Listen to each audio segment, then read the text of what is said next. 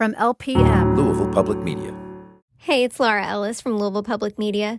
Just wanted to let you know that the guest on today's episode does describe some disturbing acts of violence her parents witnessed during a military coup. If you would like to skip over that part of the episode, you're going to want to skip from around 9 minutes in until about 11 minutes into the episode. Thanks. Welcome to Where Y'all Really From, a podcast about Asian Americans in Kentucky. I'm your host, Charlene Buckles, a proud Filipina Kentuckian. My guest today is E. May. E was born and raised in a Karenni refugee camp in Thailand. She grew up in Bowling Green, which she still calls home. She's working on her master's in public health. And today, she shares her story as a refugee and an activist. E, welcome to the show. Thank you so much for being here. Oh, thank you so much for having me. We like to start each episode with the title of our podcast. Of course, as Asian Americans, we get asked that question 1 to 1,000,000 times in our life. Where are you really from? When you can hear that question, where are you from? What are the emotions and reactions that come up for you when you hear that question? So I was born and raised in refugee camp Thailand there like half of my life.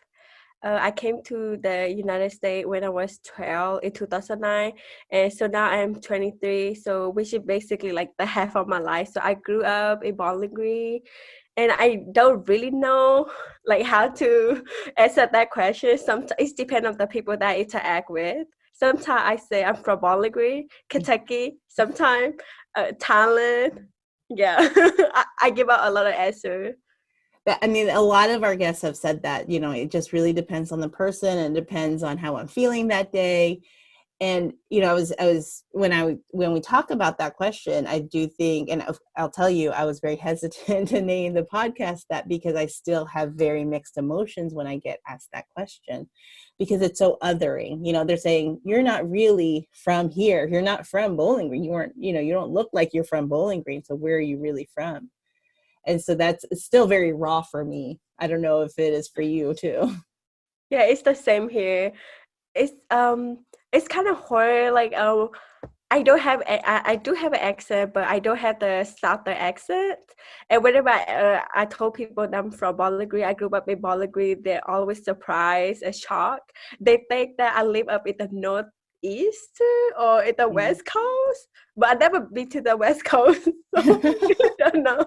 Well, what was it like growing up as an Asian American in Bowling Green? I mean, I can only imagine as a 12-year-old, as a teenager, with all the emotions that comes to being a teenager and then being thrown into another country and another community like Bowling Green. How was that like? At first, it was very difficult and challenging because when I was raised in Thailand, but I was born in the refugee camp. So in the camp, we have we have like some kind of basic education, but not like here. We don't have any dream, and we don't have any sense of belonging. We don't have any we're not a citizen of Thailand. You know what I mean? My parents are originally from Burma, but we don't identify ourselves as a Burmese. We are one of the ethnic group.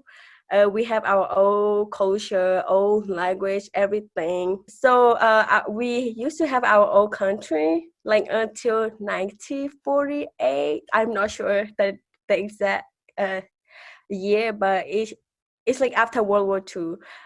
We were never colonized by the British colony, and our state was independent until then. And then the Burmese government, the military reached tried to gain control over our state, and now they force all of the ethnic group, they're conducting an ethnic cleansing against their own other minority ethnic groups such as me.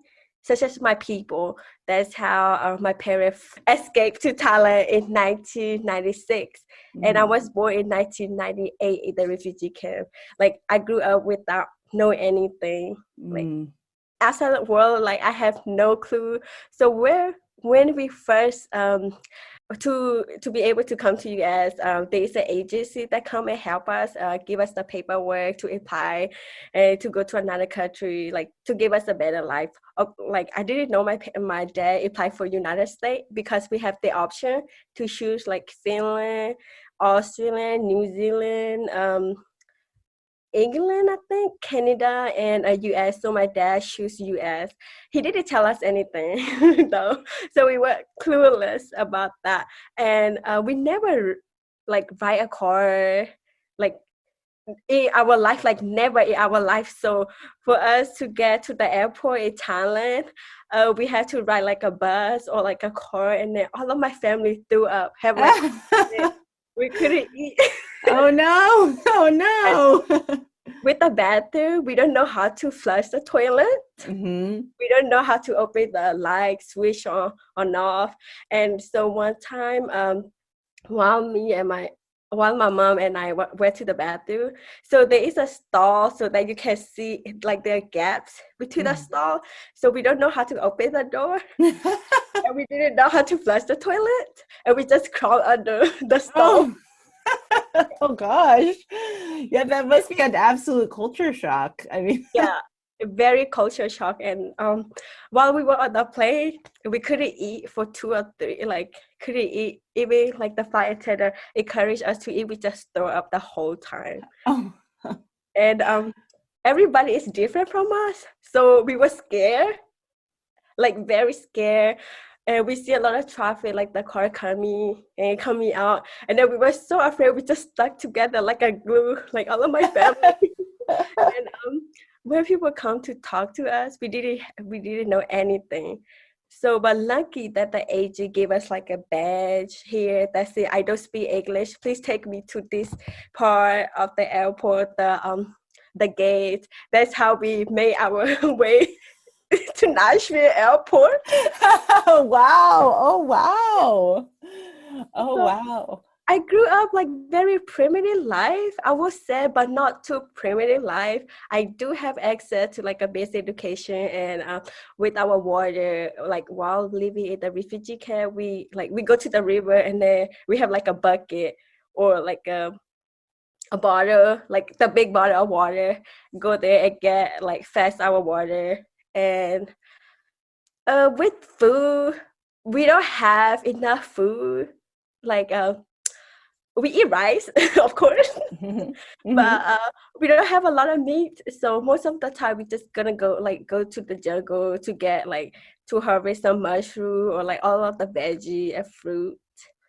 And since we don't belong to any country, Myanmar or Thailand, we don't have like the right to go outside of to leave the refugee camp. So basically, we're like a prisoner within the refugee camp. So we have no ways of like going to this city or traveling or having like a job, that kind of stuff. What an amazing story to be able to tell, to come from a refugee camp. Well, for one, like it started because your parents fled when they were having when your people were being killed. You know, have you all talked about that before? Like you and your parents, have they ever discussed with you about experiences before coming to a camp? Yes. Yeah, my dad always share his story with us, and also my grandma. So like since he knows like 2 years old, his father passed away from his father passed away when he was 2, I think, and most of his relatives are passed. And when he was young, he told me one of the story. It was in 1988. Yeah, I think when there was a military coup at that time too, and with my parents, they don't even know the time. They don't even know the date. Like they just use the sun and a rooster like in the morning. Mm-hmm. Yeah, as a clock, as a watch. So they just look at the sunrise or sunset. That is when they decide to go to their field or where to go home. And with water, they don't have any clean water, I think. And they just it's like 1 hour's walk to get water. It's very far from there. That's what he said. But in 1988, when one of his teacher, there is one this one man that come to teach them like in their village, but like the Burmese military were there, and then my dad saw that the military cut off his ear, and the military cut open his stomach, and then all of the organ were left out, and then you can see there, and then like chop off his body. That is how my dad remember, and then he saw it with his own eyes. So now he still have a nightmare about it. And with my grandma on my mom's side, my mom told me the same story, but it's different account. The Burmese military will come and then rape the women and then just throw them off after they rape them. It's very harsh. That's so brutal. I mean, I can't even imagine seeing that, especially a young child, you know, seeing that and then being traumatized now as an adult. And so your dad chose Kentucky. Why did, of all the places, did he choose the United States for you all? He didn't choose Kentucky. He just chose US. So it's we never imagined we were like they would put us in Kentucky. Yeah, it was very funny though. So we have no clue so there are like a multiple Karenni family that arrived in US earlier than us, like maybe in April.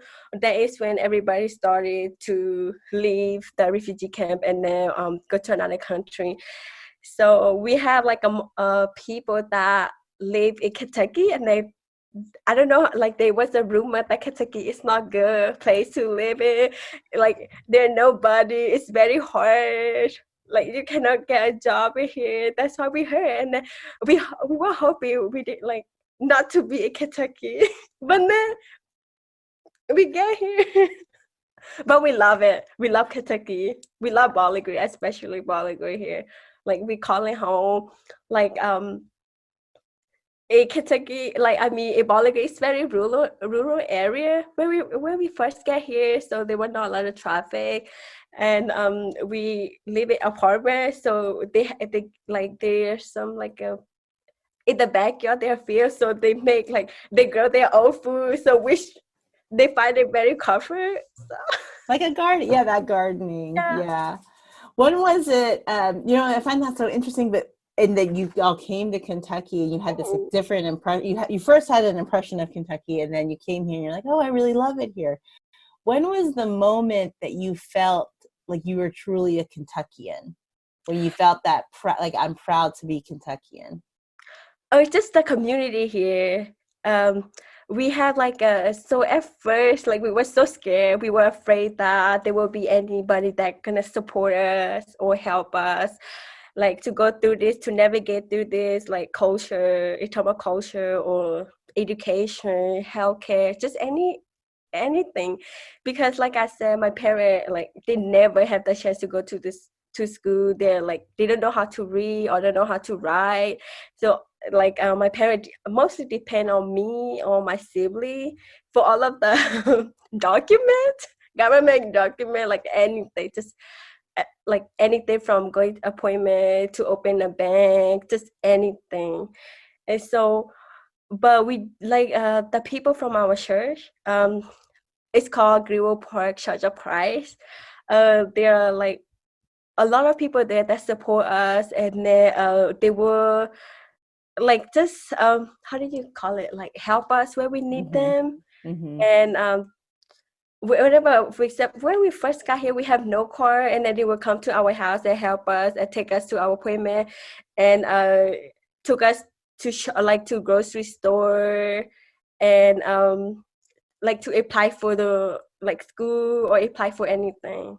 I think you're right. I mean, that's the biggest draw that I have to Kentucky is the community. You know, it feels like you could go, especially even in a big city like Louisville and Lexington, you go in there and you go to a place the grocery store or a coffee shop, and you'll always know someone there. You'll run into them because it's just such a tight knit community, even in bigger cities like Bowling Green or Lexington or Louisville. I love that. I love that's how it felt like home for you because of the people, acceptance. Yes. So at first, like I said, we were scared. A lot of people said that the community here in South Kentucky are very conservative and not open-minded people here, and then we were scared at first. But no, like we experienced a different side. Like people are so very kind. They are willing to help you. Of course, you see like some people with that mindset, but I would say like the positive side of that, like the kindness and that perspective outnumbered the negative one. Yes, no, that the good outweighs the negative. Yeah. Yes, I love that. So are you all US citizens now? Yes, we are citizens and we're proud of it. Yeah. Now we have like a country, like a home, like a place to call home. Yeah. At the refugee camp, we can we are not allowed to go outside of the refugee camp. We're not allowed to travel. We don't have any documents. And if we able to go to the city, then the Thai police will find. If the Thai police find us, then we will get arrested. Oh wow! And so that's why we are very happy and very proud that we came here. We choose US. That my dad choose US, because we feel like a sense of belonging, and we're very proud, and we're so thankful that God brought us here. Like it's amazing. I never thought I would be in US. Like I never thought my life will turn out this way. I was able to graduate. And you're getting your master's, and yeah. Yeah, and I was able to get my bachelor of science in biology. I was supposed to go to medical school, but of course life happened, and my goal is to become like a doctor. So I can actually go back to refugee camp or to Karenni State, just to help out, to give back, and just to help my people. Like there are a lot of stuff that they need it. They need skilled people. So now I'm hoping to get my Master of Public Health in Global Health, Epidemiology, and disease control. And then after that, when I apply for medical school. Oh my gosh, that's so amazing. I hope. I'm rooting for you. I told you your superpower is your heart. That's I'm not sure. It is. I mean, that's so amazing to have all of these privileges, right? And that they're able to come here and to make this life and then want to go back and bring all of these gifts that you received back to your people to help them it's beautiful. Yes, I just want to do just want to find a purpose in my life. I know that I think that is my calling. So I just want to do to make a difference in someone's life, because I have received I am such a blast. I was able to get like I said, was able to have all of the privilege, such as attending university, getting my degree, and of course with that I need to use that to be able to help others. It mean nothing to me. Like the degree mean nothing to me if I don't make any difference in somebody's life. Especially where your family had come from. I mean, that's really powerful.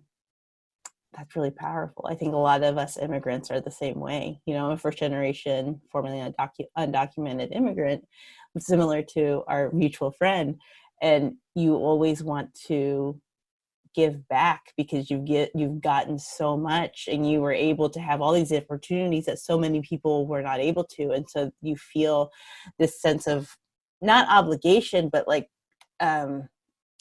you care so deeply that you want so many other people to have those same gifts and to have those same opportunities, that you feel like you need to give back and you want to give back. And I think that's many of the stories of many immigrants, I think, personally.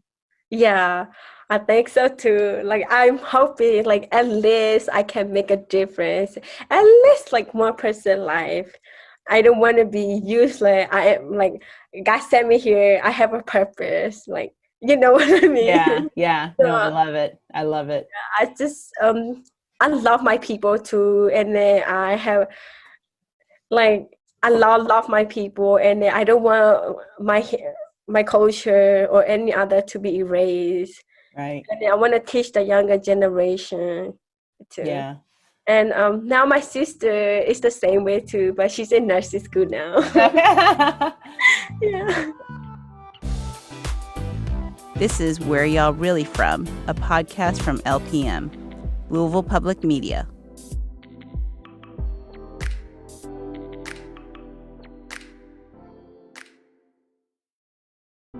Welcome back to Where Y'all Really From. My guest today is Ime.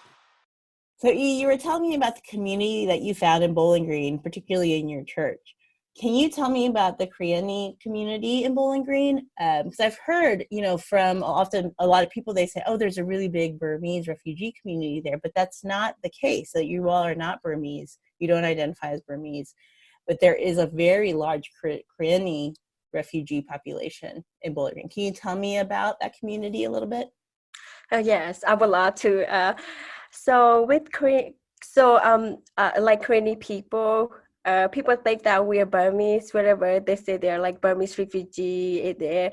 But actually, we don't identify ourselves as a Burmese because we don't share the same language, we don't share the same culture, or we don't share anything similar. Like I mentioned before, our country was invaded and the Burmese military took over our country in 1946. And since then, we still have like ongoing civil war with the military. So we were never at peace since then. We were supposed to be independent, like the British said, but the Burmese doesn't care about that. So they took over and then tried to conduct like ethnic cleansing against the minority, like Karenni or Karen. So with Karenni, we were never at peace with the Burmese military. With the Burmese military. So even though we have our own country, they kick us out from our country. That's why my parents flew. Like most of the Karenni people escaped Burma to Thailand, where they set up a refugee camp, and we lived there for, I think now we still have a refugee camp in there. It has been more than 23 years or 25 years since 1996, I mean, sorry. Yeah, we live in refugee camp, like we live closely together, and then we share, like we think that all of Karenni people are brother and sister, so we try to stick together. So like when we get to US, there are a lot of Karenni people too across the state in US, and we have a big population of Karenni in Bowling Green. So every year we hold like an event like such as Diku, which it's like a new year. We celebrate in April. And we also have like a Karenni National Day. We celebrate June the 19th. And another, it's called Diku. It's like Halloween, but it's different from Halloween. It's in September. So every year we try our best to hold like the event so that the future generation can remember and preserve our culture. Because like we are such a small population, like around the world, there are only 200,000 of us.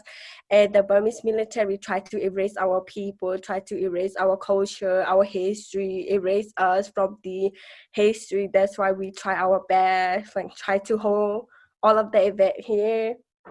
And especially with the newer generation, they don't know they don't know anything. I mean, they do know, but they don't know a lot about our culture, like what our parents did. our parents live, like I said, they live a very primitive life back in Myanmar. So they have like a culture that, for example, a wedding day, if you get married, they kill a chicken and read like a chicken bone to see if that person is the right for you. But now with the newer generation, we don't do that anymore. So I feel like we're losing our culture a little bit here. Is that Yes, it? no, that's perfect. No, that's good.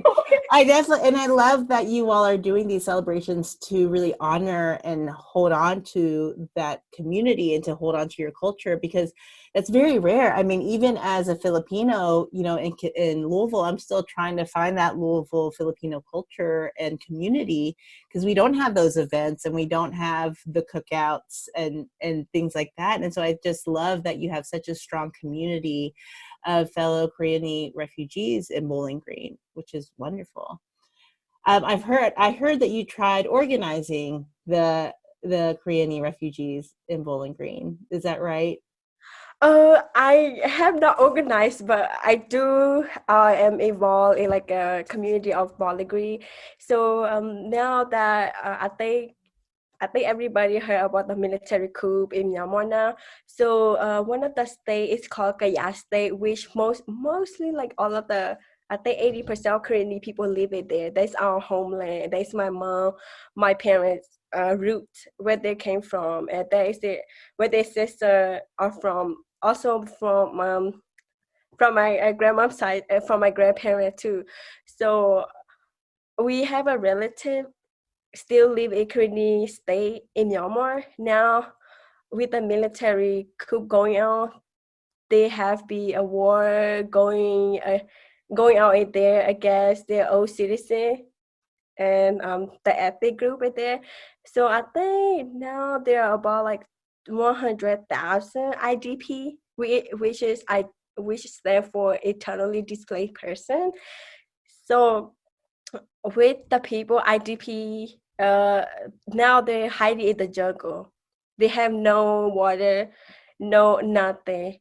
Like even the people that try to volunteer to give them like water or food or medical aid, medical kit to them, they got shot. They got shot and then they got detained or arrested. So yeah, so most of them are hiding in the jungle at this moment, right now, and nobody, like, the news has not covered anything. I don't know how many people have to die for the UN or like a big organization to take the action. People are dying from starvation, from lack of medical care, like anything. And I just heard, so I have a meeting with our leader here, and they told us that I think about like 70 women were pregnant and that they delivered baby without any midwife there. Oh So my gosh! I Wow.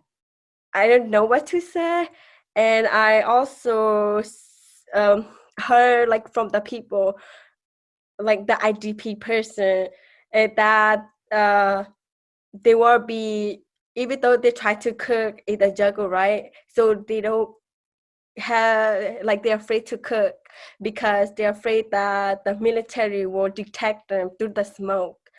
And they don't have a clean water, so they collect rainwater or just drink it from like a pond or where the cows, or and then I think there are some chlorine epidemic going on there, like a lot of people dying from DC that can be prevented. Mm-hmm. And now I try to organize a march or protest in DC to raise awareness regarding these conflicts, because they need our voice and they need to be heard. Mm-hmm. Mm-hmm. Did that come into fruition? Did you all march and were able to talk to someone about what's going on?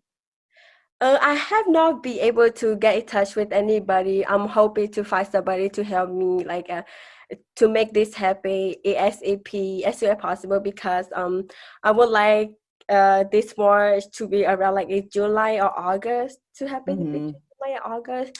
So now I just try to organize this event which I know like I don't have any experience, but I need a lot of people help to make this happen, and I'm hoping this will works out.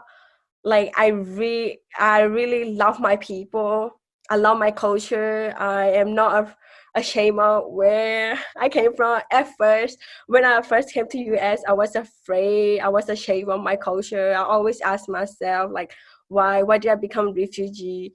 Like, why do I have this opportunity? Like, I always question like why not me? That but now that I'm older, I embrace my culture more than before. I love my people, and I feel so guilty for thinking that way when I was younger. Yeah. It's a journey, and especially when you're put in a community where you are the minority, you internalize some of that. But now, even for me, I'm 35 and I'm still on this journey. I've always been proud of it, but you've had those moments because you just, especially when you're a teenager, like you want to just be a part.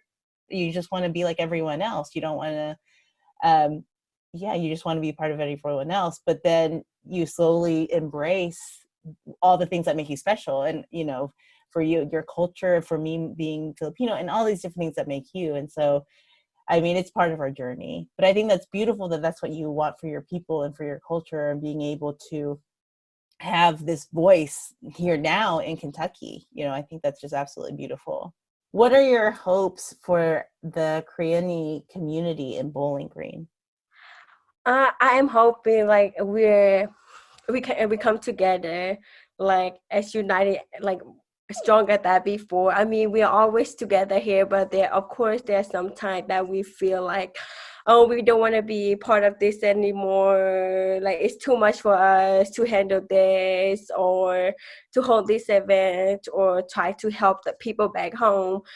Of course, we all had that moment, but I'm hoping for all of like the community here to come together, like support one another, because there's such a small numbers of us. We have no other that represent us. So we're the only, like, of course we are our people, our old people. So we have to be our own representative. I love that. And again, I could talk to you forever. I mean, this is your story is absolutely amazing. I mean, it's just been such an honor to interview you today, but we only have a short period of time. So I want to end the episode actually with lightning round questions. Are you ready? Yes. Okay. What's your superpower? I don't think I have any superpower. Like, I don't know. Like, I really don't think so. But the thing is, I am very like talkative. Is it a superpower? That's a superpower. I also think you have a big heart. I think that you're so proud of your culture and you want to help people back home, and that's a superpower. I don't know. Okay, what's your favorite song to jam to? I like classical music. I love classical music. It brings like such a peace to my soul. Like, I love it. I love that. That's beautiful. What's your comfort food? My mom. All of my mom's cook. Like, all of my mom cooks. I cannot choose, like, which one. That's the same with me, too. That's how I answer that, too. What's the most Kentucky thing that you do? I really don't know what you mean by Kentucky. That's a hard question. That's a hard question. The way that I answered it is that I like horses. I love horses, but I rode a horse one time and then I fell, so I never rode a horse again. No, that would be very scary. Yeah. Well, thank you so much for being here today. Thank you so much for sharing your story. Thank you for being here. Thank you so much. Where Y'all Really From is created by Dan Wu, Charlene Buckles, Nima Kulkarni, and May Suramek, and hosted by Dan and Charlene. Our show is edited by Alex Cooper, and our music is by Kojin Toshiro. Leanne Gann did our graphic design. Where Y'all Really From is part of the Louisville Public Media Podcast Incubator, with support from the Community Foundation of Louisville, Podchaser, Rankings.io, and the Eye Care Institute's Bridgertown Clinical Trials. Our executive producer is Laura Ellis. For more information and to keep in touch, visit whereeyallreallyfrom.org.